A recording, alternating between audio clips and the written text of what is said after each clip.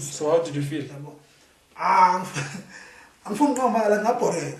Yabo, yazi ngibhora ukuthi like abukubizele sayithini. Okay, mina even namanje angisuye umuntu olukhulu ekukhuzweni.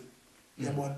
Angikhathali ukuthi ungakanani, ungaba mncane kimi, mhlawumbe bemdala kimi. But ke uma mina mlangeni mina nje Thokozani mawufuna mhlawumbe sibe right mina nawe.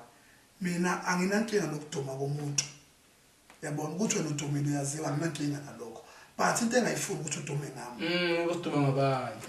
Mina ngiduma ngangwela staff. So wafila ngathi umholi ufuna ukuduma ngawe manje. Noma ke mhlawumbe ngeke ngithi umholi wayekuduma ngawe. Ubaba lo. Ubaba lo time yabona. Hayi ukuthi sengikhuluma ngathi sikhulumela at that time. No, at that time ngabona ngazathi uyangibhayizisa. Khona nabantwana abancane mfethu uyabona. So bazongithatha kanjani? Nobudleki kahle useless. So wayenza? Yabona. But ngangenankinga nokukhuzwa yabona. Mhlawumbe abantu wangilanda nje madala side. Hayi khona yamazini. 1 no 2 no 3 no 4 no 4. But ke esengikhuzile kanjalo phambi kwabantu. Ngibona ngazathi kwangisiza. Okay. Yeah, understand. Okay. Kwangisiza because of ngiyakhumbula nangilinga ngokwaphuma isiprofit osikhonzile. Wathi umholi shuthi kuyenzeka masithandazele mina.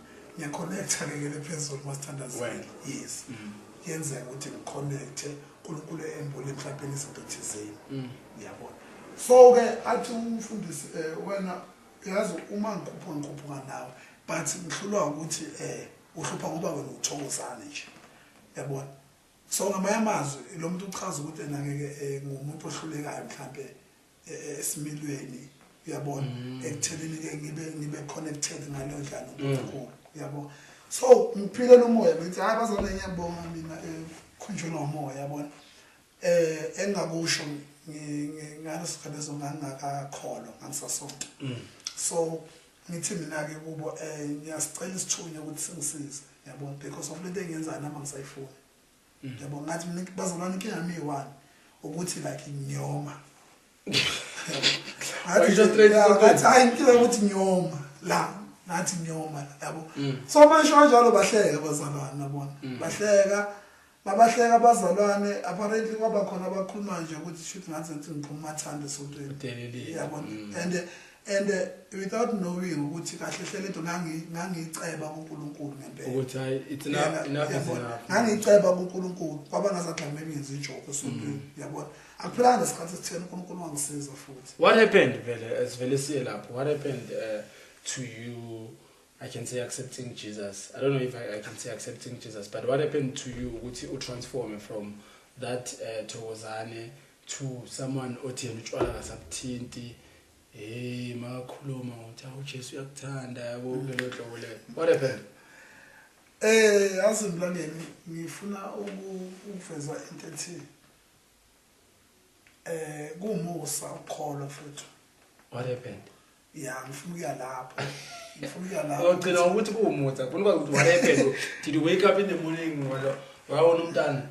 I remember umntana mina ukhula thanda ibhodlela. Yes. So I remember mama Kingilanga wa driver naye wahamba naye wafike wamthathisa lelo bhodlela lelo wamla usiya bakulashisa. Okay. Kwaba uyozilahlela ukuthi angisayifundi lento lena. So now did you wake up that day wathatha ibhodlela kwathi angisayifundi lento ore kanjani? Yazi kwenzakalani mangizoyeka ake ngiqale la ekekeni mhlawumbe. What happened? Yini ekufike? Yes. Sasile ekhaya sasemondlo yabona ku December ubunyaka kwaku 2019. Okay. December yabona. So ngamazwi uchaza ukuthi mina utshwala emlomeni wami bagcina ungena nge27 December 2019. You understand? Yeah. So nginabanye abafowethu abangani bami abafowethu laba bafowethu ngiyabathanda namanje ngisabathanda. No manje ngibaphishi. Akunankinga ngabasho. You've been mentioning abantu since siqalile lana omagadi babalile abo save bo freeze sesifika la usafuna ukumention manje. No angeke ngibamention. Okay. Angeke ngibamention mfowethu ngokukhulu nje ukuhlonipha angeke ngibamention bona nje nganginabafowethu nje sihleli kumnandi uDecember sonke sihlele sisekhaya kwakushada enye out yami. Shada umenzi Yes, mashata le out lena sasikhonza nayo futhi nayo lekuphumuleni yabo. Hayi mashata lathi lena vele ngithinde ayingithembisa indoda hayi ngizobeka into eziright, ngizobeka i48 yabona. Hayi nami ngithathe enye out yami yabona. Out amhlana la igoli mangana ingasemondlo yabona. I see vele uzayicabanga ukuthi uba. Sozoyicabangela nawe. Kodwa ngiyabona ngathi. Yeah.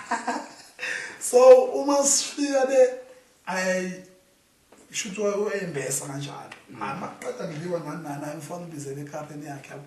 Sefithi nazi izinto. Yabo kusaphuza icorona 27 yabo. Asithathe 48 isambe sohlala eKawashi lapha eMonto.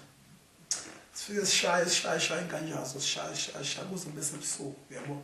Sihambe se-BNS khona yenye nje indawo yokuhlala nje bebiza nge-BNS eBrothers and Sisters ngaseKentebe lapha eMondlo yabo kwaye so sifike siblome futhi nakhona sishaya so uma lokhu siphuza lapho understand yeah ufike nje into ethi athi ngihambe ngekhaya lokho phuza yeah ufike nje uthi nje and nakhona hayi ukuthi ngitshela buself asekhona sibabhaya namabhiya khona ngiyakhuluma neyathi ameqeda kubhaya ibhodlela ngaleso sikhathi leso iCollins asashaya iCollins ngaleso sikhathi ibhodlela nje engalazi umlomo wami engalitholanga yini ekwendo kuthiwa yini le yanga master yini yakamanje umuthi manje lifike manje so uzujesu hayi bese ngasekho yabona yeah sayisagibela Collins ngalezi zikhathi yabo so kukhona umntana ngithi lapho intombazane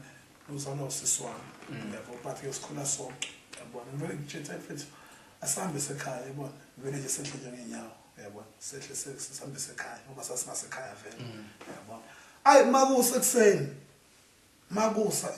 Sunday i28 ngifuna esontweni lapho yabona ngifuna nje December sasode nathi December yabona hayi ni28 like usually mangisekhaya cause athi iChristian ayina branch eNatal ngivele ngihambe ngekhonza kuphumuleni enseka yabo enseka ngisathanda namhlanje thanda music wakhona even ucula kwabo la ngihlungile yabo indlela abashiya ngayo nje amakhona abo nje mabehlabelele like kunesontweni right ayi ngiyenseka mangifika enseka ayindoda asikhala sangisakhuluphele kakhulu ke lapho iyangikhuluphalisa mina lokho njani yabo amayisingi right yabo so mangifika lena ayizithola zibambile izayona mfowethu and phela basasonto ngalendlela kudala le yabona sibambile izayona mayibambile izayona ayifike ngihlabelele nami phela ngiyayizwisa phela kudala ngabathi wena sahlabelela le tune yabo namhlanje ngisavuma yona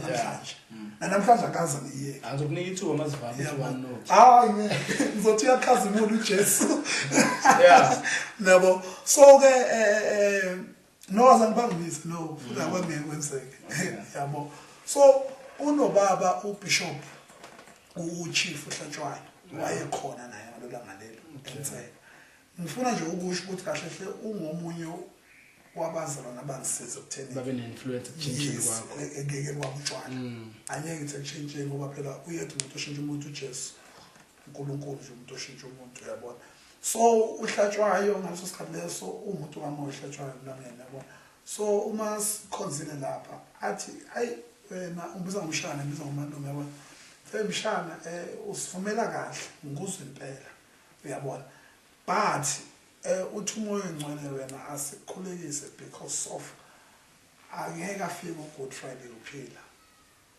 you understand ayizingishayisa yona singishaye phela le makhadi yashayana ke le makhadi hayi lento la ukuthi athi abuse sombheka kabi noma umzali wakho yakuncedisa sakuncedisa yabona sinini anseze esontweni next week yabo bangishaya ngekhanda mfowethu khanda lami lidiyazele so baze banginikele lesithunyweni yabona so ayikho ke into kade inzima njengokuthi baze banginikele lesithunyweni ephumeni yabona waze wathiwa nje kapela lamajuba amabili sambekelela lo mntwana lo sasikhula nje sazi isithunya sekushaya isithunya yabona ayi anginikele lomunye ubaba wakhona wabutheleza kuthiwa ubheki athi mina ngilazi leli goli linani mfana ohambe right la emakhaya kodwa nje ayi indlela adla ngayo manje into esinayenzi and sayona umfana lo yabo Yamnikelele engishawe ilonto leyo. Ngithi yazi ngosengilela lesithungeni. Futhi impilo yami sesengcophela. And manje abheka i28. Isikhathi samabhiya lapha. Isikhathi 31. Akudlalwa lapha. Zabe lesigibele impela ke. Yeah. And lucky leyo ekhaya kuyakhonzwa ngonyuye. Okay. Kunendle esonto ekhaya emaplazini esikolbeka. Kunendle esonto. Indlu nkulu yasenkanyezini isekhaya. Sonto la ekithi baleni. Okay. Yabona. Yabona nje i-time lami leli lalikhona emshadweni wakho. Lithi no asifulele. Baba omncane wami lo. Okay. Uye sonto salapha ekhaya. Yabona. So ngithatha i-decision ngalona lelo. Yabona. Ngithatha utshwala nombo. Ngazo yabo ngathi utshwala nje. Wabiyeka vele. 8. So tell me about Mobuya uza so yeah so izi abafowethu masebathengile wena so uzibambile ijuice icoke yeah how was it bathini obviously bokuhlaba lapha phela njoba ngisho ukuthi like la empilweni emlangeni angifuni ukuthi ngithi bangihlaba akaze nje ngihlatshe umuntu mina. So umuntu uthe wena mawuthengile utshwala bathi yazikwenza kalana aphe bazohleka amachithi serious yabona yayo le mvulo yazi ayikho lento yakho wena yabona nakhona kusho abangani bami yabo ngoba akulula ukuthi uze kimi bathi uyabuya yabo akulula ukuthi uze kimi singenabo ubudlelwano ukhuluma into oyithandayo you understand yes so like yazi ngenza ngabaleka kanjani ke Natal because ngakhumbula ngidele wani ngafika ngasonto ekhaya ngathi ngiyele nje esontweni masithi yi1 ku-January ekuseni ngabuya nemoto ebuye eGoli ngihamba ne-outtime ngase ngibalekela nje i-vibe leyo yabo ukuthi angiphambanele nabo la eGoli vele kuthulile vele abantu basuke bangeka ama ngifela ngitshela umaya yabo ethi mina maya yazi thatha isibongo sokuthi in and kuwukuthi ngayo lezo 31 bangiprofite futhi lenkanyezi officer yabona ukuthi ngesonto bengisenseka ephumleni sengisenkanyezini lapha bashayina bare wona kade bayishaya la vele ngibona ukuthi akusisi yabo athi njini na ile yabona because of vele asekhaya la beke umuntu athuka kade phuza. So after then akukaze kufika ilanga la khona uhalele ukuthi ngathi ngayothenga mina iwanyana wemfethu nganqoma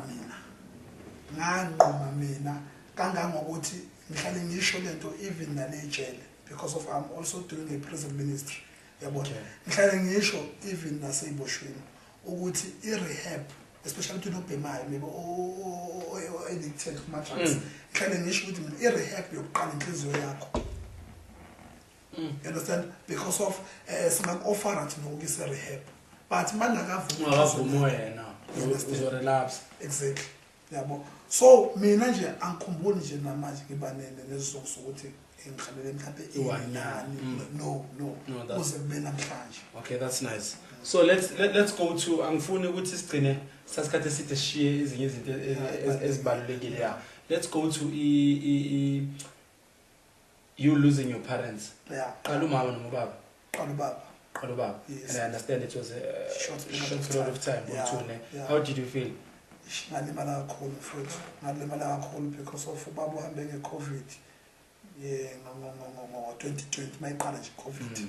Kulawe COVID. Shawe COVID time lami yabona yibo nje abokuqala abantu abashona nge-COVID yabona shona nge-COVID ubaba kangangokuthi lezi zinto esizenzayo lezi sinto uzokuthiwa bashone ubaba mhlawumbe kumele ngene ekhaya kumele ehlatshwe nana izinto ezingazange zenzeke lezo yabona kangangokuthi even now mangachange iqiniso ibody yakhe repeal yaphi bese plastic coffin yabo so ke lento le yalimaze uLikla yashaya umama you understand eshawa nje ukuthi indlela ahambe ngayo baba yabona okay one thing for sure engithanda abazali bami I would be confused umama ukuhamba kababa but nje indlela iCovid elethi confusion ngayo bantwini yakuthi ube kunjani you understand so umama waqala waba ne depression baba qeda khamba yabona so last year unyaka wonke azange sibe right nje thina sikaze ukuthola ukuphumula yabona waqala waguluma washawa stroke shayima na stroke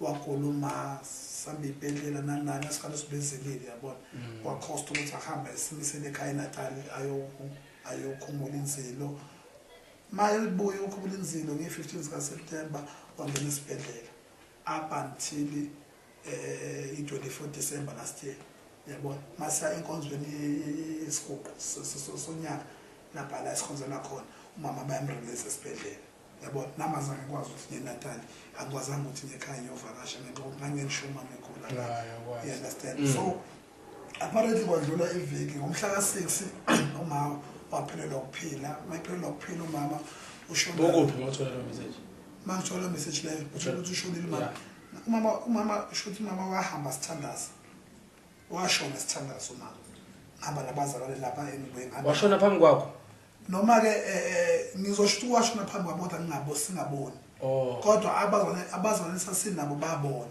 ngoba ngangifikela laba bazalwane laba esihamba nabo lenkonzo lezethu lezi ezinye zama keyboard so sasiku fasting masiku fasting sahlela ukuthi asithi soyibreakela khona komama so mangiphuma ngiphumile ngemoto I think ngangise Dobsonville ngiyolanda omunye umfowethu esiphila naye Thoma Beach umfundisi uMabeja ngaba nomfowethu uhlase okhonza yakhe usibisi ukhaya so ngathola ke kumbe umama nakasanyakaza ngibuyele futhi endlini because beka ngamfowethu how did you feel nje yabona shuthi ngoba ngangidrive imoto ngavele ngama nje phambi komgwaqo uyabona ngavele ngaphuma ukhaya wathatha imoto ukhaya sayimfulo kabhuti wami unendlu lapha emfulo north yabo mangifika vele umama because behube umuntu ongasakhona ukwenza next yabo mama ngamvala amehlo thatha ishiti ngamboza evalo amehlo yes thatha ishiti ngamboza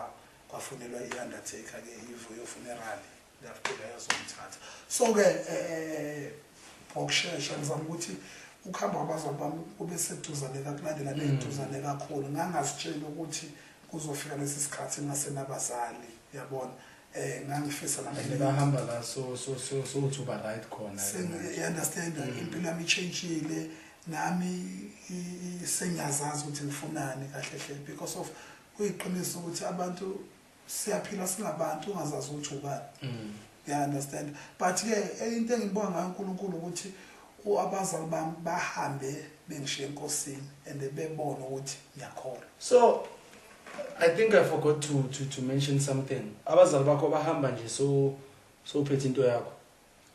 Ubaba ke kodwa bengangayiphathi. Ubaba ongayiphathi. Yeah, mara umama nje usuyiphethe. Bengizongiphethe. Ubani ukappointile ukuthi ungaba umvangeli?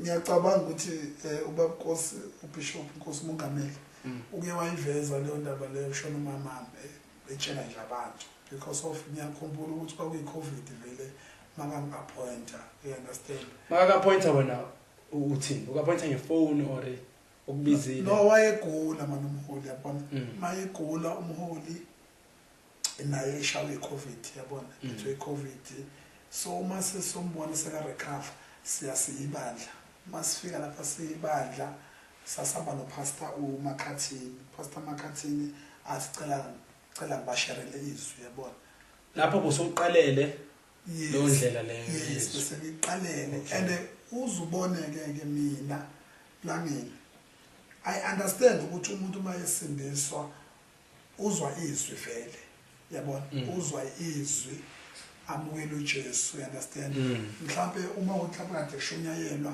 kube khona i-altar call akhetha uJesu afuna ukuthi uJesu inkosi nomsindisi bese kuba ukusindiswa kwakhe bathi ke mina okwami kuhlukile mina ngisifanisa noPaul hayibo yeah ngisifanisa noPaul because of mina akekho umuntu ongathi wamaphambi kwami wangishumayeza noma mhlawumbe wangizisa i-altar call ngasurrender ngavuma uJesu you understand okungenzeka ukuthi ke ngoba iqiniso lithi namlangeni uma kushunyayelwa kuyaplantwa okay ngalenkathi indoda kaNkulunkulu imile ishare izwi kaNkulunkulu iyaplanta noma wena ngeke usindiswe namhlanje imbewu ingaqhuma nangonyaka ozayo so ukuze ngithole sengiso kukhona abantu abaplanta ngaphambili bashumayela imbewu yabakhona yahluma you understand so what I'm trying to say is mina akaze ngealtar call yes awuyanga ku altar call umholi nani umbona ngafika acelwa wena ukuthi ufike uvule iverse yazi la ngiphendula lapha ekutheleni ukuthi lapha ngimukele kanjani uJesu ngicela ngayiphendula ngalento le ukuthi mina azange ngishunya yezwa mina ngalandwa uJesu straight ngiyakuzwa but mina umbuzo wami so ke after ke umholi sazong appoint yes ngangakaze ngibone ngiyakuthola ngapho yimi mina neBhayibheli nanani kodwa umoya engcwele you understand so uma bakhetha lelo langa lelo bathi baba Ngobese sicela kube uzivulele izwi awuthukanga wena angithukanga cause ngoba ngisho mangithi nje umoya engcwele bese kwenzeka ngihlale funda iBhayibheli and kahle hle iBhayibheli alifani nelo khonjana alifani nencwadi or study guide or iBhayibheli lidinga umoya engcwele nomthandazo you understand uma aqala nje uthinta indaba yeBhayibheli awukwazi ukuthi ungashumeza abantu number 1 ungathandazi awukwazi number 2 ukuthi ungafuna ukushumayeza i-hour epulpit ungalenzi i-hour noNkulunkulu emthandazweni you understand so therefore lento kaNkulunkulu idinga number 1 umthandazo idinga umoya engcwele yabo because of ungalifunda iBhayibheli umntuthi Ngobese mlalele ngiyakuzwa uthini phatha uyangidodja ngiyakuzwa ukuthi uthini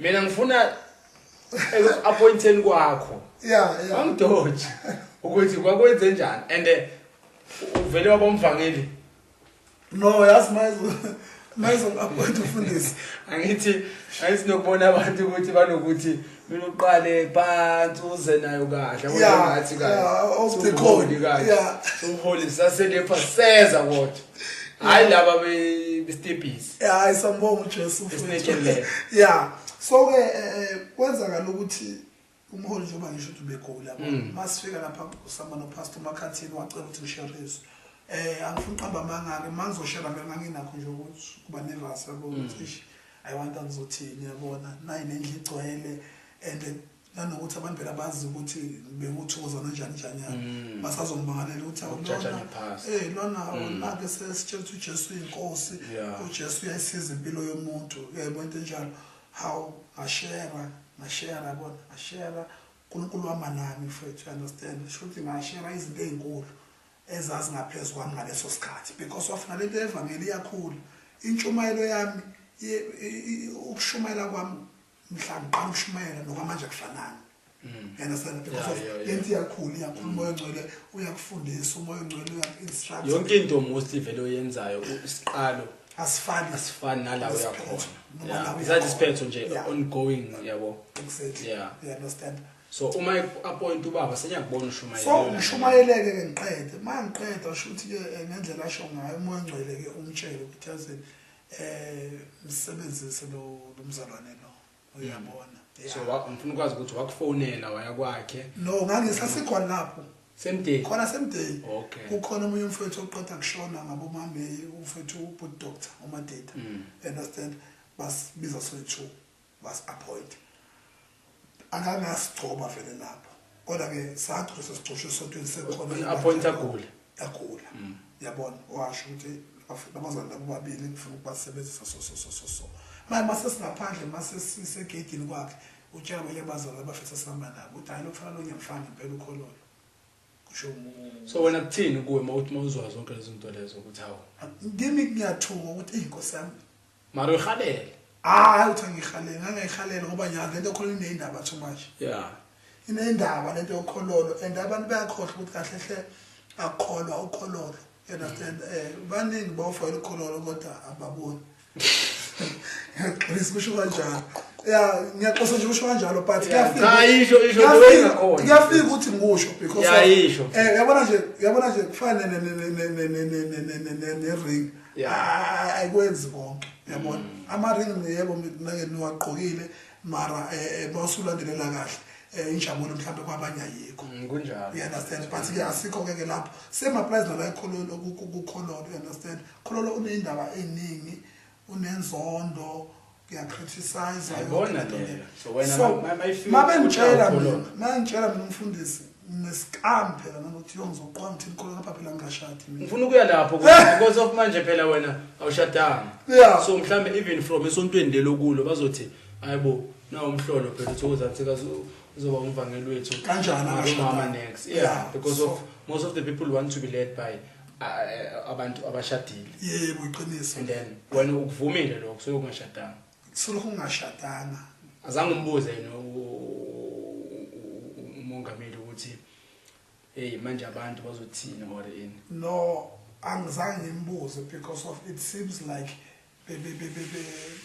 part of i-vision yakhe ukuthi mhlawumbe uyakhona ukumgcoba umuntu omakhaya especially nje manje ngomvangeli uyabona but why ungaba ngamshumayeli icala aqala lapho ngathi ngathi nesitho sijambile no umshumayeli ke angifuna ukukhuluma kakhulu ngabo wabo ku540 ku540 ministry yini 540 ayazi cha phela basikhona nge540 ministry kuma nje ngomzimba kaKristu kukhona iapostoli ngicela ngibalele zona ngikulandelana yes apostle ne apostle prophet evangelist baba unusuke from 0 to 3 no phela angithi njani ibani konke yonke nje yabona umsebenzi okay after evangelist yabona pastor then bishop nokuthisha futhi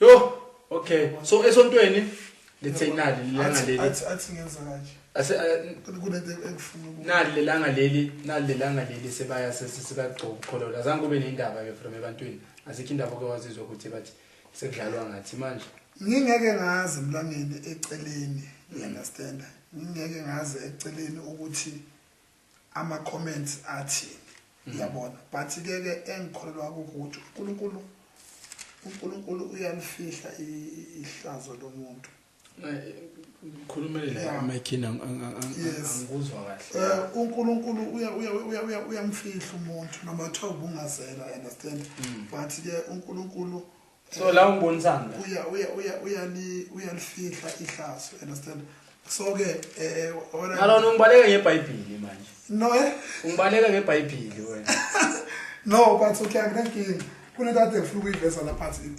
kulungile asiqedele indaba yokuthi ama comment athi nesontweni uyabona angeke ngazi ukuthi abantu behind my back bathi bathi uyabona kodwa ke mina engubonile uNkulunkulu uhambe nami kwaze kwafika lapha you understand because of ngiyazi mhlawumbe bakhona kade bethawu kanjani ngoba umfana akashadile uyabona and lo mfana lona bephuza phambi kwethu simbona yabona lo mfana lona mhlawumbe bengayiphethe kahle simbona you understand yabo so lento le yenzani yanetha ama question mark bebe bazalwane kungesimo bodwa abaseChristian mhlawumbe kumhlaba nje wonke yabo kusekeli yethu nje yamazayoni understand kodwa ke uNkulunkulu ke wangisiza because of kahle lento yogcobo wena mfuthu umlangeni akuyona into kaBishop or into kamfundisi is not like anointing ngithole kubaba uNkosi but anointing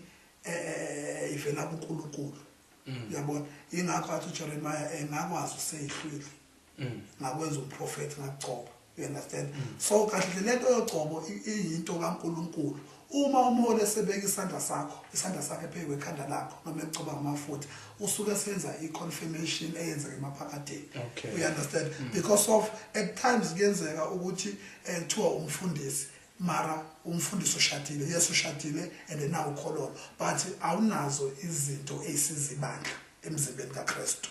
So what do you say about labo bafundisi labo abangasiza ngane kusebantu? Do you say abasuswe?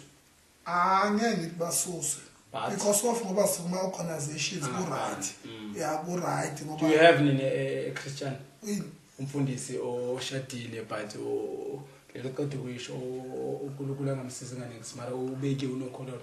Ube honest. We want ukuthi nje bonke nje ababeke ba right.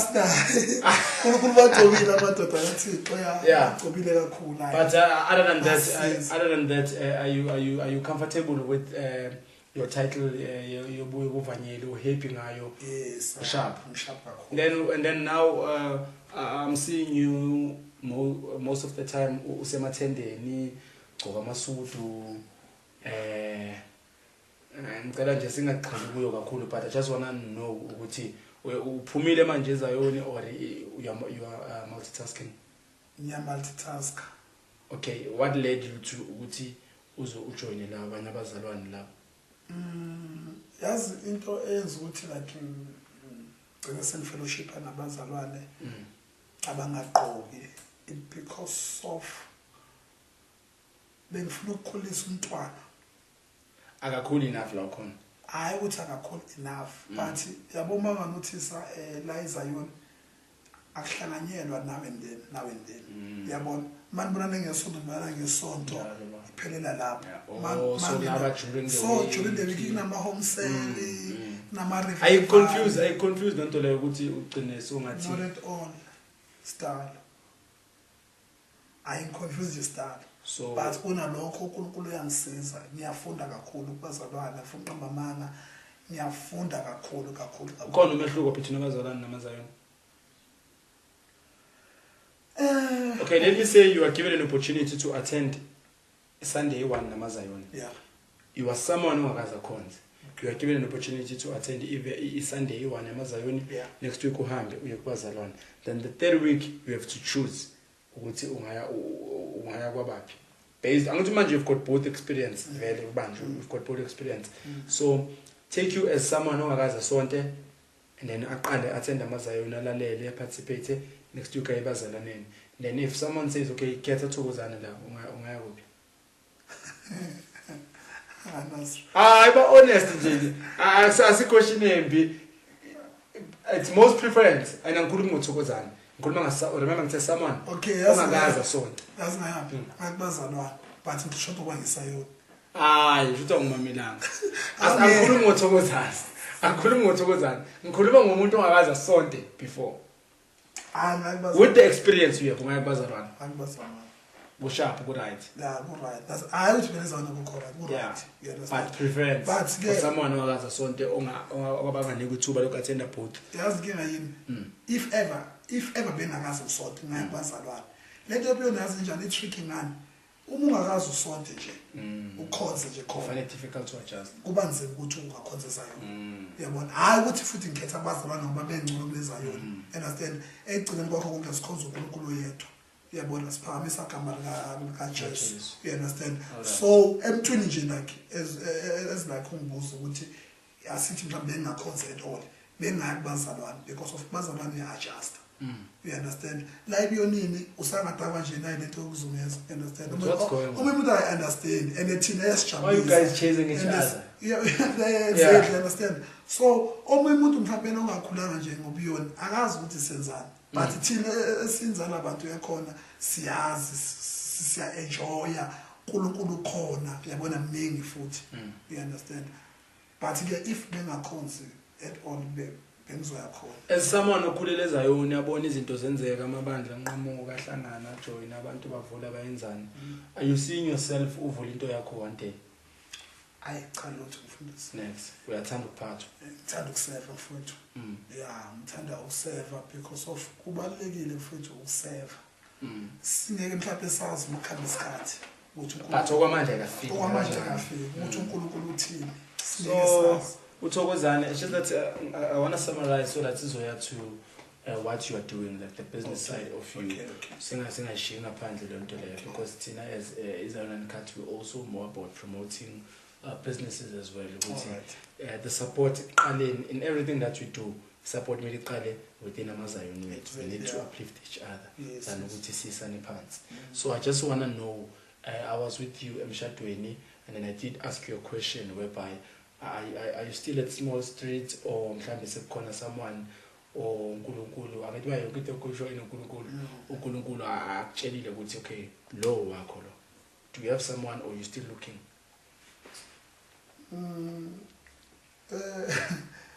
what I can say in terms of question ebuzana uthi wena ngenza ukuthi uNkulunkulu usengibonisile kuzoba wami ngathi usho kanjani no okay singibuza straight. Are you in a committed relationship? Yeah. You are in a committed relationship. Yes. You are not looking. No contemplating. Okay, and you love her. What's the plan? Usafuna ukumfunda noma already you know ukuthi you are working towards against the internet, which is trying to get to know. No, to be honest, ke lapho umntwana ne. Khona into engiphila naye. You understand? But it also there's a difference between a girlfriend and nkosikazi. Those are two different things. Girlfriend and nkosikazi. Understand? I'm solely lutho emntwini enginayo njengamanje. Understand? But I'm praying kuNkulunkulu uthi just ukuthi angiveze the confirmation ukuthi ungunkosikazi la. Ekaveli, you just said usube nesikhathi eside. You know what? Mntangeni. Imishado eminingi siyayibuka ukuthi asiboni ilimele just because of abanye abantu basemshadweni ngenxa yokuthi bekhona imali ngaleso sikhathi leso. Umuntu beka afford. You understand? And hayi ngoba kungunkosikazi wakhe. Abantu abaningi basemshadweni bahleli nabantu engabona babo. You understand? And uthola uzomunye umuntu uthi ushadile mara akazi ukuthandaza nokuthandaza kuNkulunkulu. Yabona ukuthi ambulele ngempela ukuthi lona umyeni wami noma lona unkosikazi wami. You understand? Imshado ilimele ngalendlela ilimele ngayo ngenxa ukuthi abantu bashade ngenxa ukuthi bayakhona. You understand? Ushade ngenxa ukuthi umuntu uzalise bani. Umuntu ushade ngenxa ukuthi isonto lithi akashadi. You understand? And mawuthi uyabheka kahle hle injabulo ayikho. Yabona kangangokuthi mangathiwa ngelinye nje esontweni kusemindelweni kuthiwa no bazalwane nesitele ake siqale phansi umuntu akhethe umuntu amthanda la ungayibona into eyenzeka lapha because of abantu abekho happy. Okay, when you've been in a relationship for isikhathi eside nomuntu wakho, are you saying to me akaka confirm ukuthi lo muntu wakho? Yazi uxoxele iprayer khona iqale nini? Ngiqale mhlambe partner lonyaka. So when are you expecting impendulo? Confirmation. No uNkulunkulu angayiveza noma yini impendulo. Then makayiveza what's the plan? Uma iveza ukuthi unkosikazi wami unguye nyamba ngiyakubona. If uveza ukuthi akusunkosikazi wakho, I won't compromise. So qala phansi ube single or constant by? No, qala phansi ube single. Asike stand by. Khumbula umholi phela. Asifuna into ukuthi abaholi baloko basihlupha. Exactly right. But ubuyela lapho la manje. No baba, no. Only if. Lalela. Yazi kinga yini ngangeni? Angifuni ukudivorce mina. You understand? Mina nje yabona nje ngikhuluma nje honest. Angifuni ukusithola kusekuthiwa ngiyadivorce, yabona ngishade mhlawumbe 2 years nomuntu, yabona ngenxa yesonto, ngenxa ukuthi mhlawumbe kudala nginaye, you understand? Into engiyifuna njengamanje mina, njengoba nje sekusenhlizweni yami ukuthi ngikane, yabona. Seke ngifoster ukuthi ngikane sengikhulele umholi. Age umholi. Ngumholi. Ngesikole nje thina ukholwa umntwana nje angikhulumeli age but ukholwa umntwana ngezenzo akwazeki. Uthini kimi nomfazi wami. Yabona ngabheke kuwe lapho. Exactly yabona. But into engifisa kakhulu ukuthi uNkulunkulu angisize ngayo. Yabona. Ngifisa ngazathi ngathola unkosikazi okholwayo omthandayo uNkulunkulu. Lo khona uyamthanda uNkulunkulu? Ya uyamthanda. Phela ungakhulumi ngathi uNkulunkulu usafuna kehlisela umunye hayi. Asebenze ngento ekhona manje. No. Yazi ama levels awafana uthanda uNkulunkulu mina mina. Ufuna nje ukutshela baningi esontweni kodwa sikholwa sonke. You understand? And ukuthi siqhwa amajazi sonke afanayo akusho ukuthi sonke siyakholwa. So do you have a time frame 2022 manje? Do you have a time frame ukuthi uNkulunkulu ngiyacela ukuthi kungashawa 2024 ungakashadi? Yes nginayo. Do you have a time frame? Yes. Nginayo yabona nje phezulu yami. Nginayo into ethi ngimkhampeni before Good Friday mawuntapeni. Next year? Yeah, ngiyafisa ukuthi ngiyovela lobole Ngobese. But okwamanje akaboni nix wrong. You just need that confirmation. Yes. So what's your take about amarumaza nokuvela olabaholi abashadile mara basahlupha la ezimvini? Yazi what's your opinion? Isizathu salokho lento engisho ukuthi abantu bahlezi nabantu engibona ababo. You understand? So uyabona nje abanye bahleli nje ngenxa ukuthi sebenzele mhlawumbe nomisonto. Yabona mara mathi uyabheka lento le ayikho lento yabo. Umshado kahle ukho phela ngalo. Ubona kanjani yini uyabona ubona ukuthi ala sahlalele ifamily yami yabona angihlalele ifamily yami ngingaphoqa abazali bami ngingaphoqe lokhunjana abangani bami surrounding yami and mathi uyabheka ukuthi out ayikho happy or umuntu wesifazana ngekho happy uyahlukumezeka. You understand? Hayi mfethu ngicabanga ukuthi abanye abantu into yabo inhle ebantwini mase manje emshadweni mangibana ngocicana sibona ithina yonke into right yabona endlini lana mlangeni ukorobha Monday to Friday kodwa ukhona unkosikazi yabona so ke mina ngifuna ukusithola ngikuleso simo leso angisho ukuthi ku right abaholi ukuthi mhlawumbe umuntu ethe ganiwe asithole mhlawumbe seka ngaphandle or enzani but imbangela yalokho sathina siningi ilokho ukuthi abantu bahleli nabantu endlini zabo engebona babo. Right. No, ngizwile mfethu 100% clean food. Before I let you go, I just want to know ukuthi uThokozani evangelist Thokozani wakangobese ubhizi ngani wenzani manje? Okay. Because sibonile sizwile dala uzama ndophuma ungene emabandleni bakuthembisa lokho. Konke lokho akusekho. Yeah, so nje what are you busy with? Yeah, currently busy undertaker. The company registered. Yakho uyasebenza. Yeah. Okay. Yes, the company registered based on construction. The construction. Was confused. Yeah. The undertaker construction? No, the undertaker. Okay. The undertaker. Yes. Ngobese funeral parlor. Yeah. What do you do there? Ngiyangcwaba. Ngoba umphakathi. Go undertaker. Eyakho? Eyami, yes. Eyami. Ngivula undertaker ngiyangcwaba. Ivula nini? Ngivula I think bengabuma June this year. Uyicabangiswe yini? Okay, to be honest, in isizathu esenze ukuthi ngithande lo msebenzi wokungcwaba. Kunopastor uSimon Shabalala khonza eBIC, eBelievers in Christ. Umfundisi babshabalala. Yes, babshabalala uneundertaker. So ubaba engisondelene naye kakhulu. So ngaso sikhathi sonyabona ngihleli angisebenzi and then okay ngaleso sikhathi ngihleli angisebenzi but ikhona income enginayo. You understand again? Okay. Yabona ingena iqhamukapi as I was saying ukuthi I'm also doing a prison ministry. Yes, ngiyasebenza ejele. Okay. You understand? Ukushumayeza ama-inmates. Exactly. Okay, you understand? Yangiholela ke uhulumeni, understand? Okay. But even though like ingasimali mhlambe but ukuthi uphile. Uthempile yabona kube right noke kamnandi. Yabo. So ke ngihamba nobabshabalala ngibona nje sebenza yabona. So ngase ngiba nentshisakelo ngabona futhi ukuthi yazini manje ngivula ibusiness enjengalelo. Ibusiness elingena loss. Yabona number 1 nje ibusiness nje elingenayo iloss. But manje at that time awunalwazi. Anginalwazi, understand? But manje ngihamba nawo Shabalala sengiyabona ukuthi kusetshenzwa kaso uyakhuluma futhi ya akasi gatekeeper kulakho umuntu like no gatekeeper like akazifihla information ukuthi asumuntu okodlayo no akagodli, you understand? Uyaxoxa whatever engibuzayo, understand? Ngacela ke ngamtshela yazimshini ngiyasuggesta la ukuthi ngihambe yo register company because awukwazi ukuthi papa sona undertake ungaregister company yabona register qala yona undertake igama le. Yes. Yini igama layo? Ngobese funeral parlor. Okay. Then ke icompany le yami le construction it's Ngobese Pty Ltd. So you've got 2 companies? Yes. Okay. Yes. So tell me about ingcwabo uqala uzo registered or ukwancwaba nje uri? No, so far ngathola nje cash funeral eyodwa. Okay. Understand? Cash funeral eyodwa into kade ngisasebhizi ngayo ukurecruiter. Yabona. So far ngiyabathola abantu kakhulu.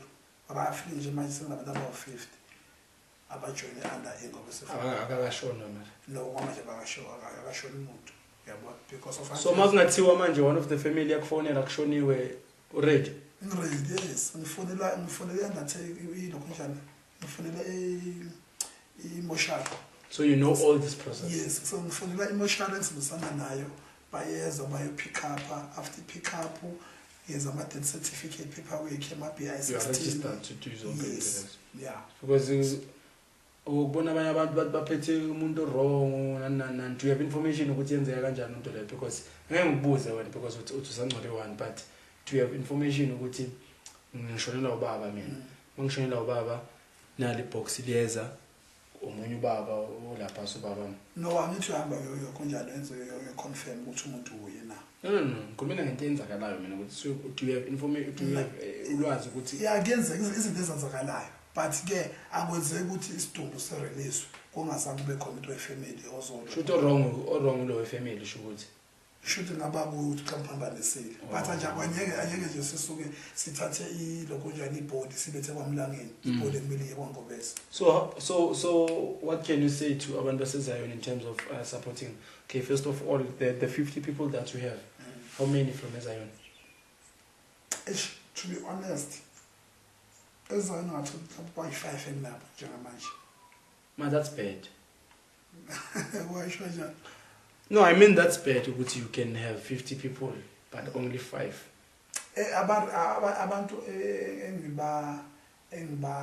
engisebenza nabo ababhadala monthly premiums bawu 50 ne, but surely eZion engibaziyo yabona How do you feel as umuntu oseZion wenza something then angatholi support le ngakho?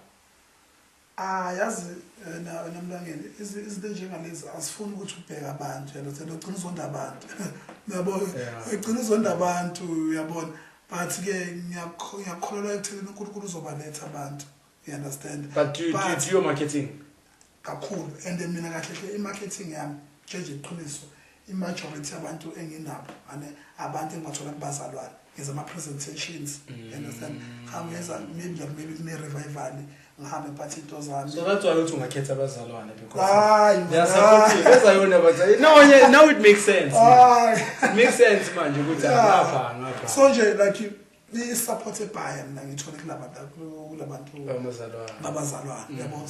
Sometimes ngenzeka ngayo esontweni ngihambe ngiyokhonza nabo and uma ngiyokhonza nabo maybe yabona ngathi usengikhona umfundisi wakhona mangifika sometimes angicothi ngibakhonze ngesu yabona maybe kufika nami ngenza sermon khona after ngiqeda kwenza sermon ngithatha laptop ngenza ama slides yabona then ngiyaqala ngiyapresent ukuthi okay mina sisebenza kaso so mama ngicela ukuthi uzongcwaba ungacharge like eNamazane kuphi let's say na family shonelwe they don't have a pastor ukuthi uzongcwaba and then they know you ukuthi as the director yeNgobese funeral parlor you are like umuntu ongakwazi ukungcwaba as well. No ngikhohle ukusho mina yami package iyaba nokufundisa as well.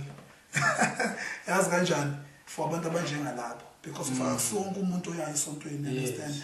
But if ever as a member yami enginayo maybe kuyenze ukuthi uyashonelwa endakanayo umfundisi uyabona ngenze ukuthi kube yimi imphatho omncwabo nguphathe ngokungcwaba and nguphathe futhi nangokufundisa, understand? But if ever like ngibona ngazathi ku too much for mina nginabangana babafundisi mina, you understand? Yeah, mhlambe ngamcela oyibani wabo azazongcwaba uyabona and akizukucharge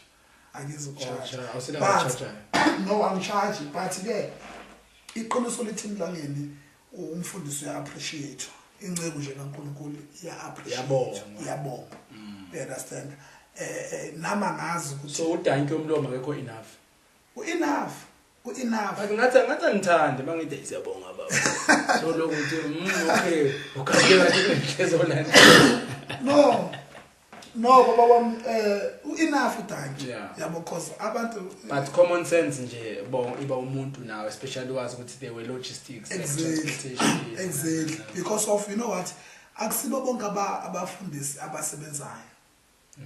Okay nami mangiqala ngena kule ministry bengayi understand ukuthi ichazana into ukuthi umfundisi ubiza ukuthi azoshumayela then kena kuba khona envelope enemali.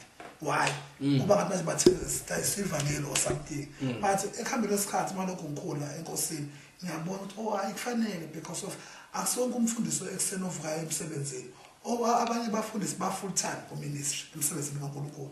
Kangaba ukuthi uma ungema mission house manje unomfundisi uthandazela isonto, uthandazela ibandla, wenza ama counseling, wenza ziningi izinto esingayibala, you understand? So lo muntu lo nithi ifamily yakhe unakekela ngani if ever nga appreciate, if ever mhlawumbe like ningayikhipha imali yokweshumi yabo ningathathi yabo into enjengalezo mina bengibona ngazathi lezo zinto lezo like ukukhuko something no akusebu ukukhuko because of kunomfundisi vele ongatholi salary anyway yabona but ukuze aphile uphila ngani ngabazalwane and angeke asuke la umuntu la asuke la eGoli ahamba ayoshumayela mhlawumbe kwaNongoma ngopetrol wakhe ungasamboni ayizisense no hayi sengikuyekela mfethu sengikuyekela ngicela nje 2 minutes of your time about i-choir leyo kuyo ngizwile ukuthi awusomuntu othanda zonke lento lezi but you are in a choir igama layo idlelo likaZayoni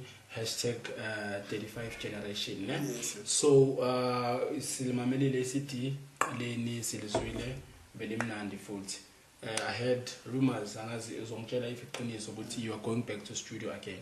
Yes, siyakhona nje kusasa njengoba Friday in the studio again. Yeah. So did you recruit or it's the old team?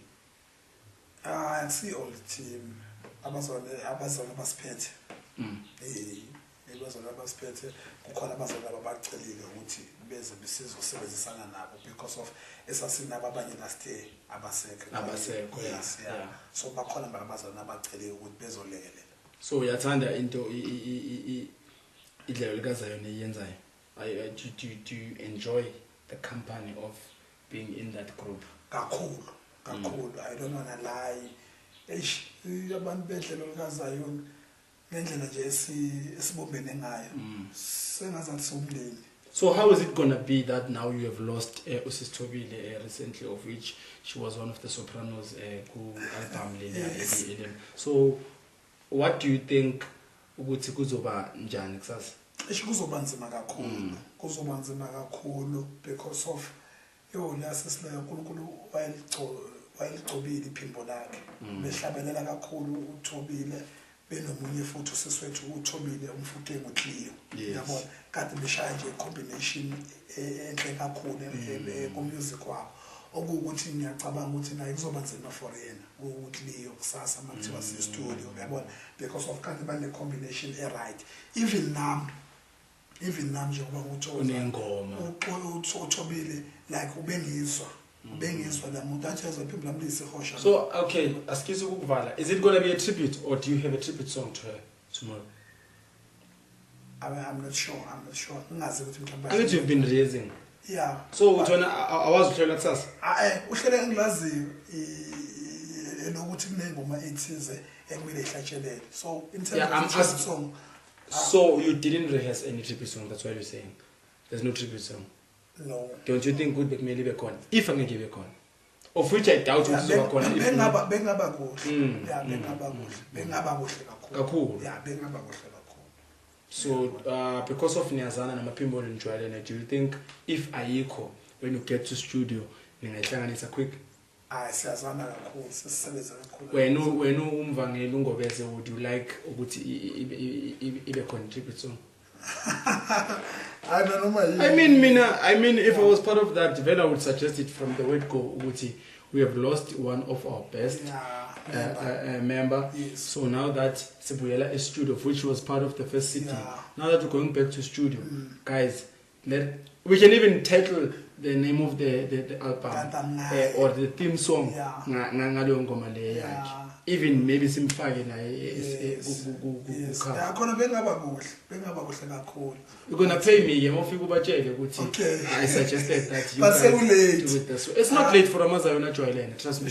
Nah, it's not late. Nah, it's not. That's why I'm saying for abantu engibaziyo mina Joylene nabo, if I get to a certain place whereby there's no bulanga something and then someone suggests into njengaleyo singayijabulela.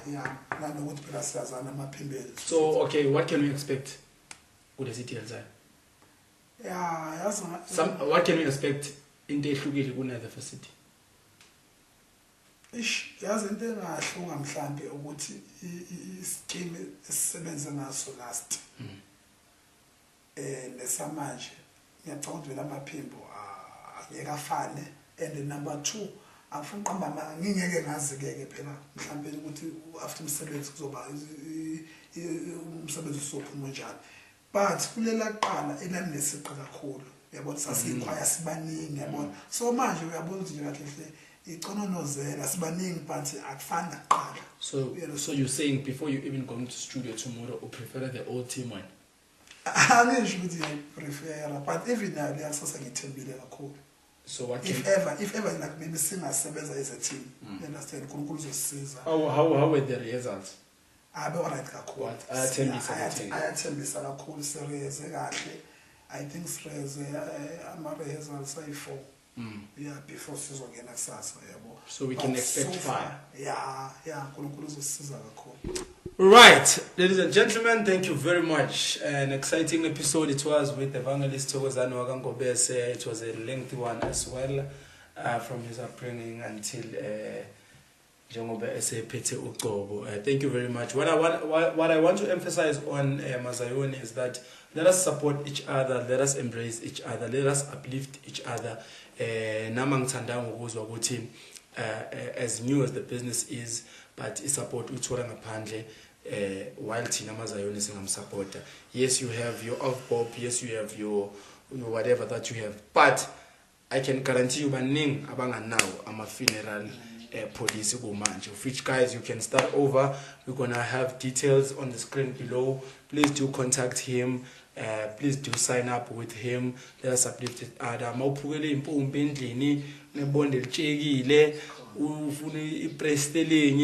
This is the guy to contact. Let us please embrace, uplift, and support each other. Thank you for watching, and thank you for your support from day one. We are above 1,000 subscribers, so which means your love is seen. Your love is noticed. Sibusisiwe thina sizwe